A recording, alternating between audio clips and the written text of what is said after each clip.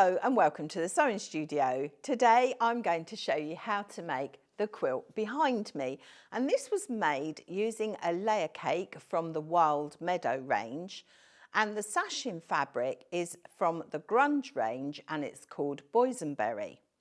Now I made this quilt up myself as I went along. So the first thing I did was I cut all of my layer cake down into 5-inch squares. And then I took half of those 5-inch squares and I cut them in half again. So half my pile were 5 inches, the other half were 5 by 2.5 inches. And then I joined them together to make these two blocks. So this block, I'll show you this one first.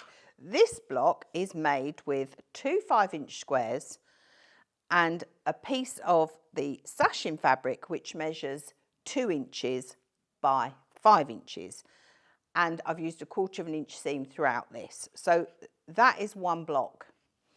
The second block, I took one of my 2.5 by 5s. The sashing on this one I cut down to 1.5 inches. I've got a 5-inch, I've got 1.5 inch sashing and the other half of this one here. So where I've cut the 5 inches in half, I've always used them together to create the block. So basically the whole quilt is just made using these two blocks. So I'm going to join these together. So I'm just going over to the machine to do that. Before I do that, if you like what we do, don't forget to like and subscribe. You can also follow us on Facebook, Instagram and TikTok. We'll show you behind the scenes, you can meet the team, and we'll also answer all of your questions in the comments below. So I'm just going to join these two blocks together.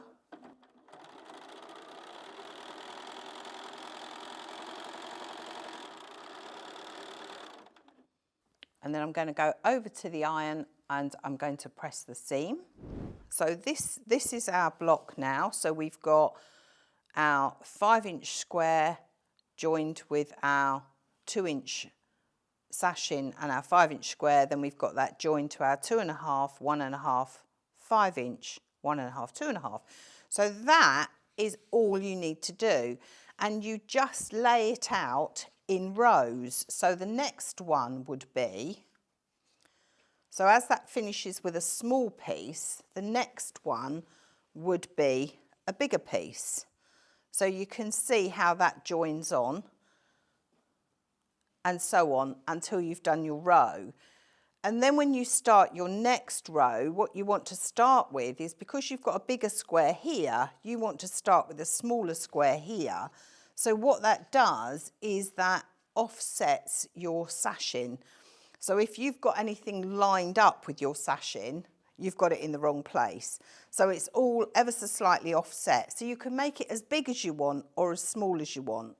So if I show you with this piece, say, if we were just doing a smaller quilt, we're going to start with our small strip and then moving on to the bigger one.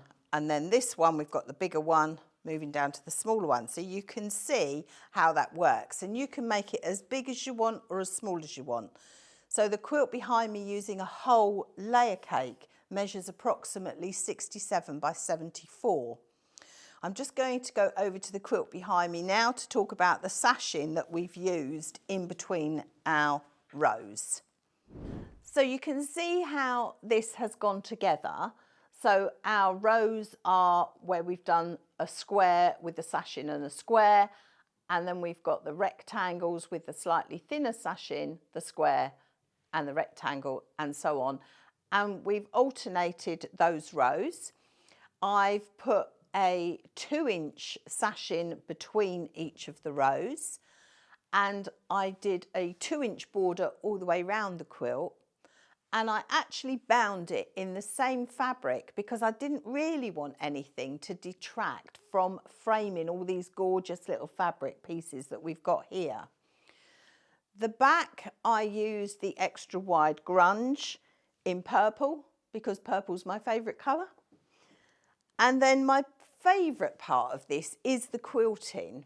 And if you have a go at this kind of quilting, it's really empowering. I did this on my Bernina using a walking foot and the regular straight stitch, only I didn't keep the quilt straight. So very often we get hung up about trying to do a straight line and it goes wobbly. So I deliberately did wobbly lines. And you can actually see the quilting a bit better on the back. And you can see that I've got wider bits, thinner bits, and it's really empowering to do it like this. And I just think it gives a lovely effect. So have a go at it. As always, have fun, make it your own, and I look forward to seeing you next time here in the sewing studio.